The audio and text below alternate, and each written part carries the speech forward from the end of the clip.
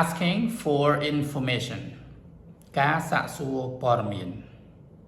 ឬការស្នើសុំព័ត៌មានអញ្ចឹងយើងមាន clear ខ្លះដែលយើងអាចសួរគេបានដើម្បីស្នើសុំព័ត៌មានរបស់គេណាអញ្ចឹងយើងអាចនិយាយដូច clear ខាងក្រោមនេះ Could I have your name please Could I have your name please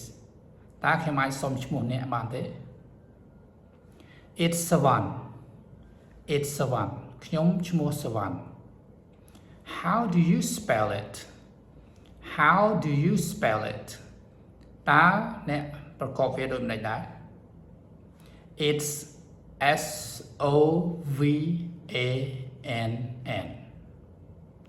Where do you live Where do you live តើអ្នករស់នៅណាដែរ I live in Phnom Penh at house number 25 Notre Dame Boulevard ខ្ញុំរស់នៅទីក្រុងភ្នំពេញនៅផ្ទះលេខ25ផ្លូវ Notre Dame ណាមហាវិថី Notre Dame ឧទាហរណ៍ទេណា Yeah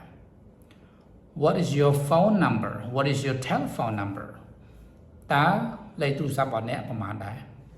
It's 012-888-999 លេខ 012-888-999 ជាឧទាហរណ៍ណាគ្នាយើងកុំតែលេខហ្នឹងអីជាឧទាហរណ៍អញ្ចឹងនេះគឺជារបៀបសាកសួរស្នើសុំព័ត៌មានរបស់នរណាម្នាក់អូខេអញ្ចឹងយើងអាចយក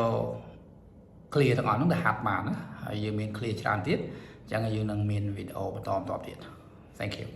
Asking someone's occupation សួរអំពីមុខរបររបស់នរណាម្នាក់